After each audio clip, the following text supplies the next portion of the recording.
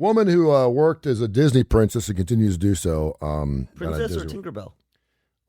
She said, I worked as a Disney princess. Okay, she's a princess. But she performed as Tinkerbell from the hit flick Peter Pan, so she's a little bit of both. And she looks like a princess. She had something very, very interesting to say about what you're allowed to say and what you're not allowed to say, because I'm assuming that there are some people down there that maybe imbibe a little bit and start saying some that's things. interesting because it's Disney World, too. And she said creepy dads would hand her this all the time. We'll talk about what that is coming up in a few minutes. Yeah. Jimmy Hell Mission, one of our great sponsors right here on the Tony Kurre Radio Network. They are fantastic. Been good friends with Michael Coleman. I break bread with him every couple of weeks. He's just a wonderful man. They will always give you a warm place to sleep and a hot meal if you're down on your luck. But if you're down on your luck and you're homeless, it goes much deeper than that. They're going to help you vocationally, physically, mentally, spiritually, educationally. They're not going to put a Band-Aid on anything, and I think that's maybe how Jimmy Hell Mission used to look at things, and now they're invested in you. And so if you're willing to go ahead and get fixed and get back into the community, get back with your families, get back to being a productive part of life, what God gave your life as the gift it is, then you go to the Jimmy Hell Mission. If you go to our website, TonyKurreRadio.net, there's a donation button there. We'll send a big fat check at the end of 2021. Tap on that thing, $5 a week, $10 a week, $5 a week will save the life of a man, woman, or child. And of course, as it starts cooling off a little bit, we will get some chilly weather. Yeah. They also work with, and I don't think he'd mind me saying this, they also work with the city of Birmingham with about one other homeless shelters and areas that help. And they're just a wonderful organization, and I stand behind them. I've been with them for 30 years, so they do great work. Check out Jimmy Hell Mission, jimmyhellmission.org, jimmyhellmission.org. A Disney worker has gone viral on her TikTok page in her account of performing as Tinkerbell for guests. You can imagine, right? I mean, at Disney World, that's what's interesting. You're probably pretty. And I was Scooby Doo, and people would pinch your butt, or whatever, grab your tail or whatever. When you're at Disney World, it's Disney World, right? I mean, come on. And it's weird because my sister and brother-in-law, took their kid to Disney World. They've taken him to Disney World every year since he was 2, and he turns 30 this year. They're all going to Disney World again. Do they? And they are over the top Disney. Yeah. My sister's probably watching right now, Linda Feckety. Where do they live? Up in Indianapolis. So they go down every year. They're going down again in February. They drive? They've been waiting. They've been heart-wrenched that it's been closed. I mean, they are into the Disney thing, man. They drive? No, they fly. Okay, good. But they're going to be stopping through in Birmingham. I think they're going to drive down this time and fly from here. They're into Disney, man. They got a lot of collectibles and stuff like that. So Sarah Daniels, 32, who performed as Tinkerbell, said that married men often try to give her this when she's working. What do you think it is? I don't know. Their number? Their hotel keys. Oh, my God. She talks about her experience of working for Disney on TikTok. Was asked by followers if any fathers have hit on her because she's dressed up as Tinkerbell. Right, that's a reasonable question. By the way, Tinkerbell, the original character's body was formed after Julie Andrews. Marilyn Monroe. I thought Julie Andrews played Tinkerbell, didn't she? She said, I feel like if dudes are going to be creeps and hit on you, they're going to hit on you whether you're wearing a Tinkerbell suit or not. Yeah. Which is probably true. That's so pathetic. There were many moments, especially as Tinkerbell, where I had married men hand me keys to their hotel room and tell me where they were staying. That is so She said every time it happened, it had to happen dozens of times. It really caught me off guard. She said, so usually if I had an issue and a guy would not leave me alone, I would divert them to my character attendant. Is that like a bouncer? Because because you're not allowed to say no. She said straight up, no is not in your vocabulary. You have to find ways around the word no. She said we are told to never say the word no, which is I was kind of like that's the bigger story here. Disney World's got this, right? It got the vibe. The vibe is it's not that vibe, but yeah. Go ahead. Someone else said, I cannot even process how people could do that so crazy. Another added weight, like they would actually happen. I am shook. Third commented, your job should bring joy and wonder to children. It's hard to comprehend how pathetic some guys are. Thanks for all you do. That's like the low of the, I don't even know what, I'm trying to think of equivalent. Is it the equivalent of like going in church? Like It's Disney World. Handing your number to a nun. It's Disney World. I know, right? So, it's Disney World. Let's just go down the line. It's Disney World. And if you've been to Disney World, Disneyland, and you're right, the whole vibe when you go there is designed to make you feel like this is a place of positivity. Well, it's supposed to make you feel like a child again. Well, but to me, it's even larger than that, right? Yeah. It's everything is clean, right? I was blown away. Now, remember, I grew up at Disneyland on the West Coast, and as a kid, I thought that was amazing, right? And then we took our kids when I moved here, Disney World. I called all my friends at home, like, Disneyland. I spent 5 days at Disney World. But everything, Disney World is not just the rides and the attractions, which I think is this. Everything is clean. They pick everything up. Everybody is friendly. Nobody says no. And it's not just that they're happy and friendly. It's accommodating, right? Everything is accommodating. Yep. I remember very distinctly when the fireworks go off. So we took our kids. My youngest was about 3 or 4. Fireworks go off. She has the total meltdown. Oh. And I'm like, and I look behind me because we're going to go to the hotel, and it is a sea of humanity. And I'm like, what am I going to do? She's screaming. And so I turned around. Why was she screaming? She's scared. Just Just scared. Yeah. She's scared. So I turn around. I'm like, oh my God, how are we going to get through the crowd? Yeah. Turn around, and the attendants were just, I don't even know how they were doing. They were just clearly, Parting to see, huh? And people were doing. So we've talked about a lot of disgusting things that men do. You are there at Disney World. That was the Disney World part. You're married. Let's just go there. And it's possible that you're there you don't have kids, right? Because you could go. But chances are, if you're at Disney World, there's a decent chance that you have kids. So you're married at Disney World with kids in a hotel, and you're handing Tinkerbell your keys. Yeah, how do you pull that off? That's the other Because thing. single fathers ain't taking their kids to Disney World. That's the other thing. Forget the pathetic. Forget the pathetic and the immoral. It's stupid. What are you thinking? We've talked about the lizard brain, the creepiness. Well, that's a strong lizard brain. I mean, we talk about, we had a whole show on guys are pigs, right? We talked about it where guys were like, there's some guys, because we were talking about your daughter going to college and the creeps that are on college camp. And again, not all guys are creeps. No, absolutely I will say that the majority of guys will go through, creep's not the word, they will go through a stage in their life where they will do some very questionable things. Yes. And I'm not saying women don't either, but for the most part, there's guys that will work through, it may be a day, it may be a month, it may be a lifetime. Yep. I still know guys who are in their 50s that are creeps. They can't stop looking at everything that walks by them. It's kind of like, dude, chill out. I mean, just, it's like, I see it too, but stop staring at the woman with the cleavage over there in booth 2. You're 56 years old and you're sitting with your 4-year-old. But take this to, right. And take, so I see these stories and I kind of laugh at it because I'm kind of like, yeah, that's true. I'm sure it is. Now, she's Tinkerbell. She's on TikTok. She's gone viral with this. I'm not saying it's not happening, okay? I'm not saying. But I will say this for women, because I don't want all guys to be corralled into this. All guys are creeps and all guys do this type of thing. I also think, we're a little psychological on here. Oh, come on. A Tinkerbell tease? Well, we love role playing, right? Oh, jeez. And guys, and again, we were just talking about Playboy magazines. If you wanted to see a pair of boobs back in 1976, there was only one way to see it. You had to go to the rack and pull the magazine up. There was no internet. There was no pictures. There were no phones. No. Now I could pull up a pair of boobs in 3 seconds on my phone. As a matter of fact, I could probably just turn it on. They'll show up. Yeah, because you're talking about it. Yeah. And so we were talking about kids and social media and everything else. And so it's much more accessible.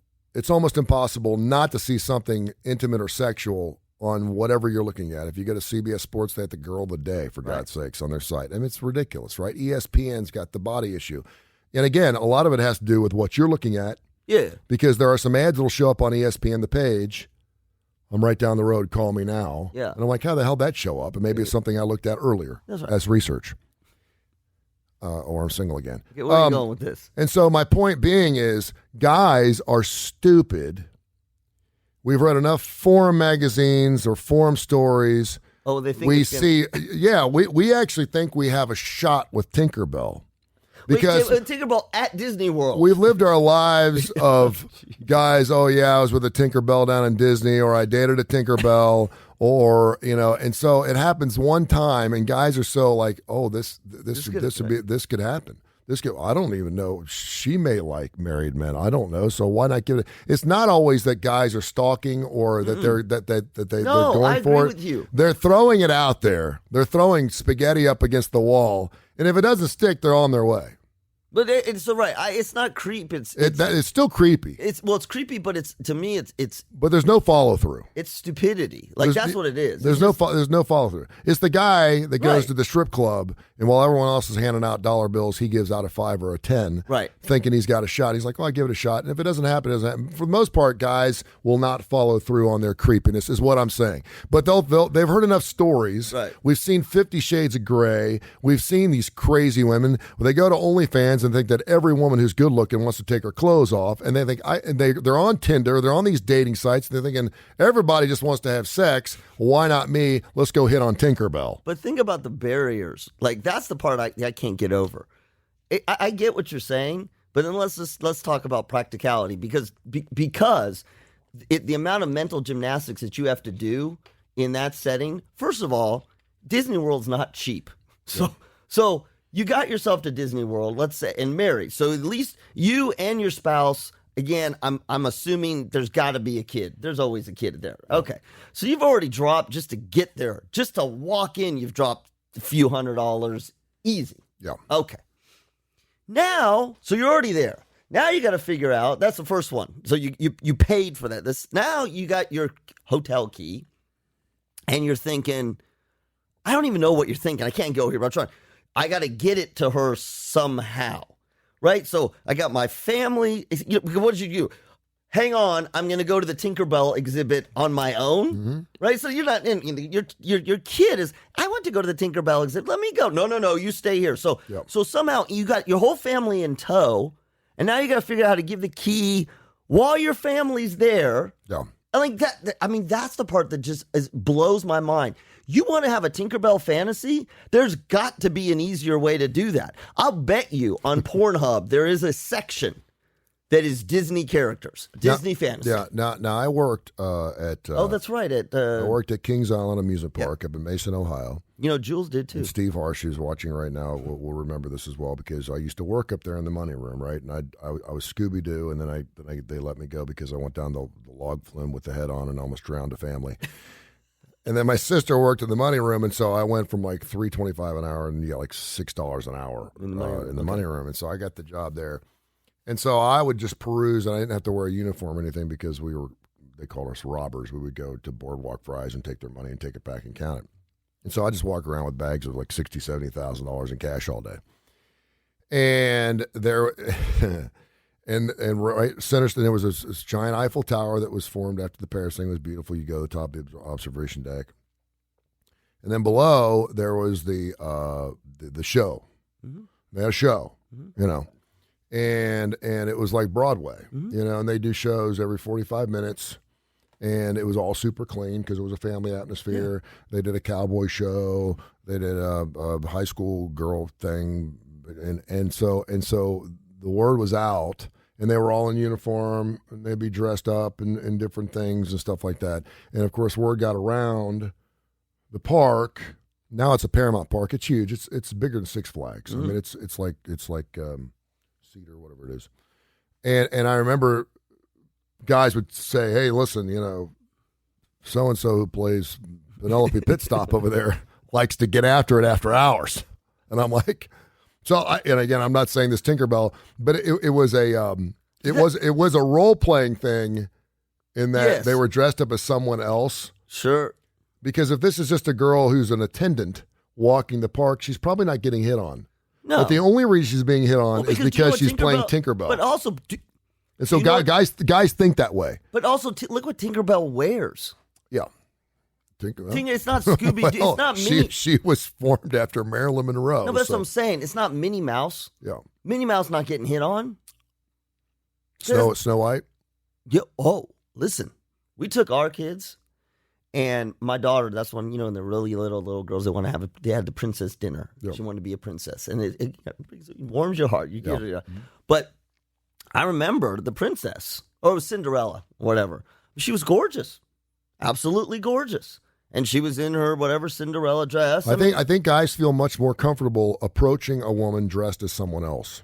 Sure. Is my point. Because if you do see Snow White, yes. so what does Snow White do after hours? You know, you're with your buddies or even with your family. You know, how are them 7 dwarfs? That kind of, they feel much more comfortable to be creeps with someone that is playing a different part because it's first of all, they know you can't be rude to them. You can't. God. Snow White says "F you." You're not gonna see. And so guys would feel much more comfortable to say something that's a little more deceiving and creepish to a woman who's dressed. Well, you see it at Halloween. We got Halloween coming up in 30 days. Yep. Guys will come out of their shells when they're talking to a girl dressed up as a sexy nurse. Yep. They won't hit on you. They're that's way outside my league. They won't do that. But when you're dressed up and you're in a different character, they feel much more comfortable.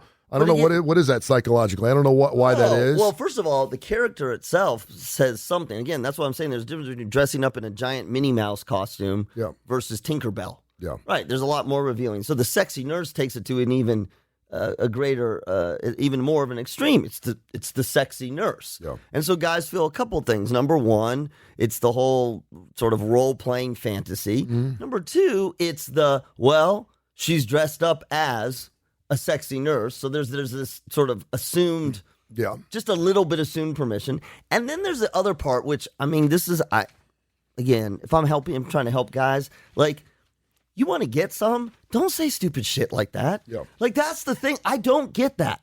Like, are you doing it? I really want to understand this. Are you saying that kind of stuff because you think it increases your chance to, like, be with her?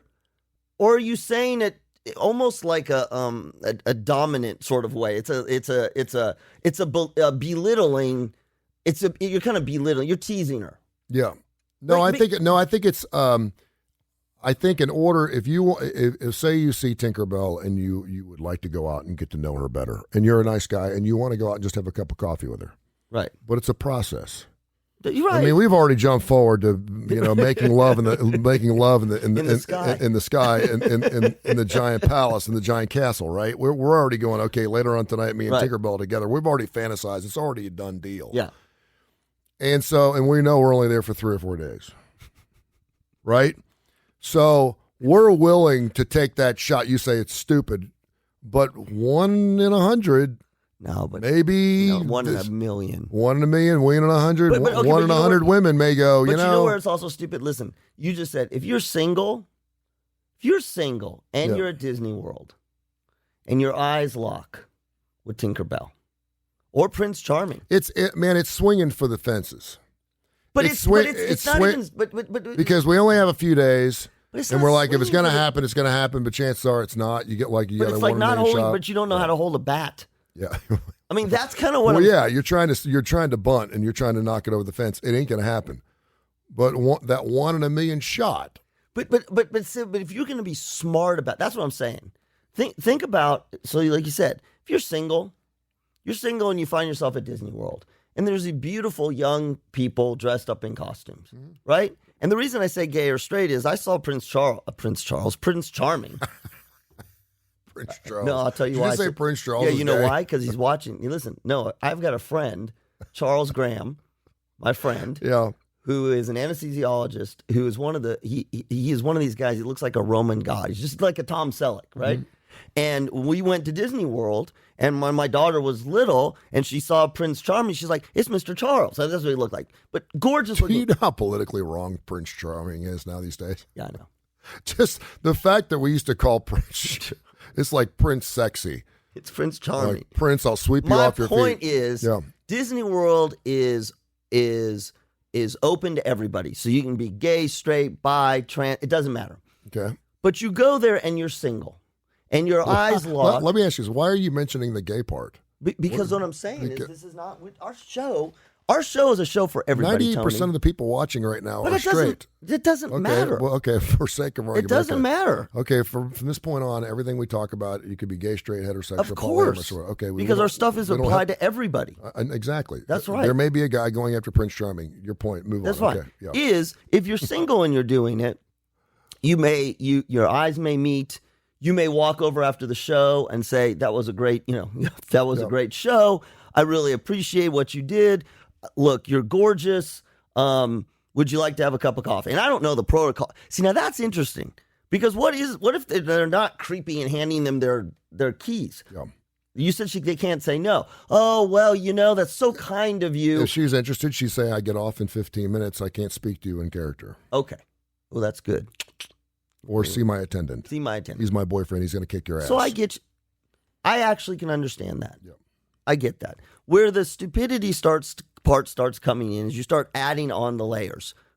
The first one is you're with your spouse. Yep. Yeah.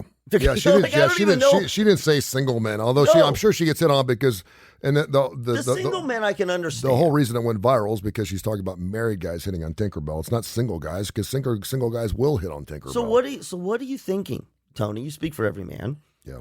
What are you thinking? I just told you there's a small number of creeps that make the rest of us look like buffoons. But she says it happens a lot.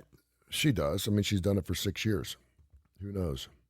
And she may listen. We don't know her story. No, I know. Maybe she thinks she's all that. Maybe she thinks every time a guy winks at her, he wants to go to bed with her. Well, that's different than handing you your room key. True. The room key is a little over the top. With your way over family. the top. Like, first of all, your room key.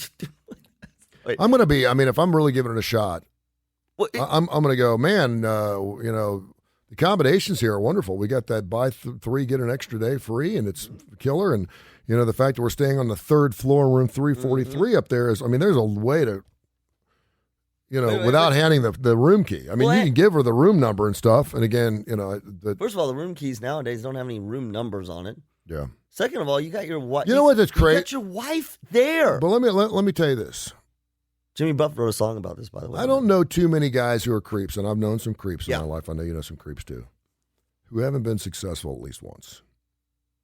Well, yes. And if you're successful one time, all it takes is one time to know that you could be creepy and successful again. So every creep out there, there could be 1 million of them listening out right now. We got thousands of people listening. And with every creep out there has fallen on his face and gotten lucky once. He ended up hooking up with Tinkerbell, or he hooked up with his wife, or he hooked up with his wife's sister, and the creep got away with something. Now he may have done it in an assaulting type of way.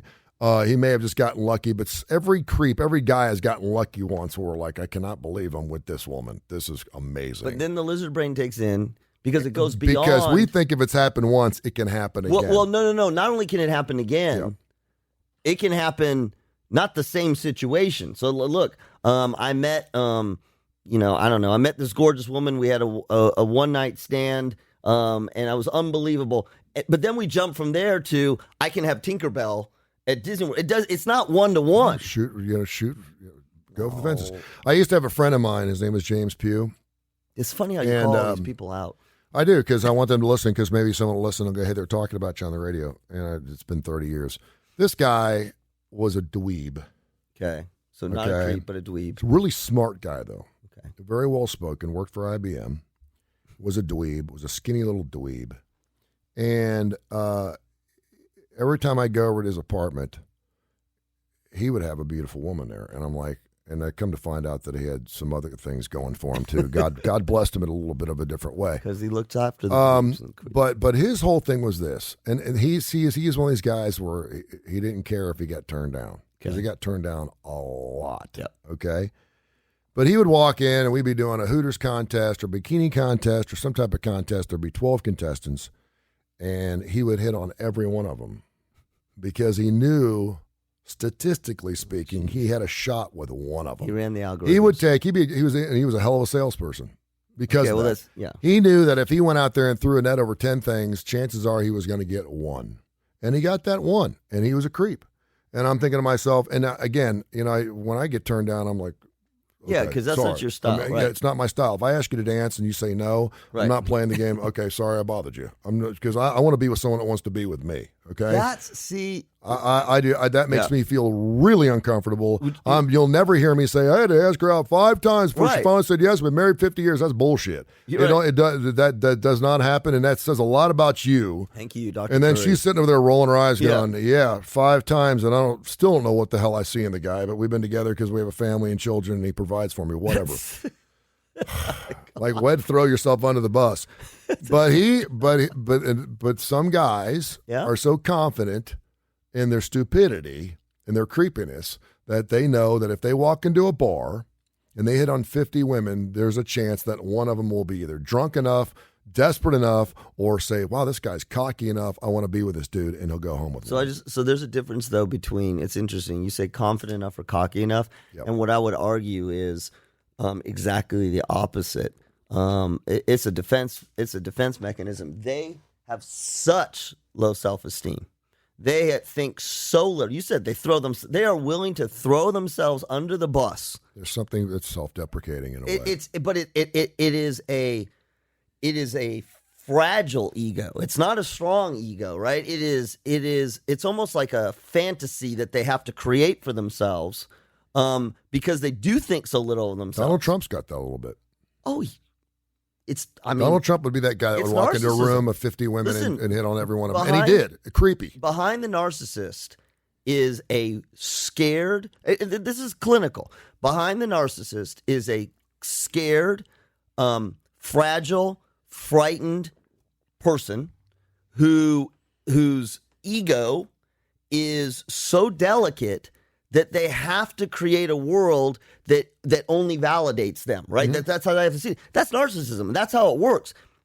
And so my point is, we look at those guys and go, my God, that guy's persistent, and look at him. I'm like, no, he's created this. He's had to create, or she, whatever, has had to create this thing in their head that says, I'm going to cast a wide net, and I'm going to, because underneath what they're saying is, I don't have a shot.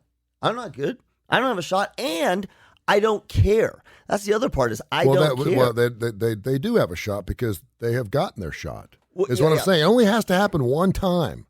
There are some guys, like if they're with a woman that's way outside their league, they're totally blessed. They're like, I can't believe I'm with this woman. They're looking at her going, holy smokes.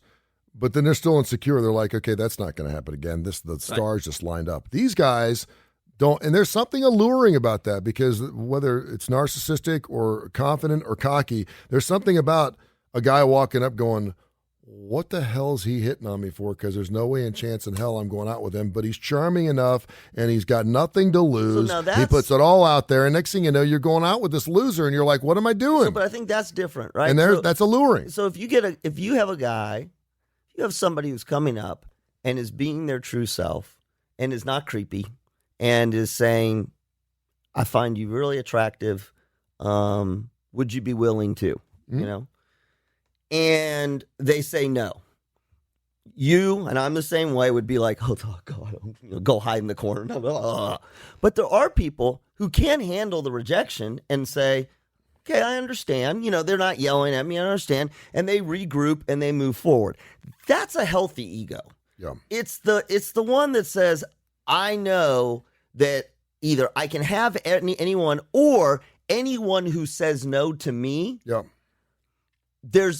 I move on. There's something wrong with them. Mm-hmm. There's something wrong with them. And that's the part where it starts getting scary, is when you have absolutely no ownership of why you got rejected. Yeah.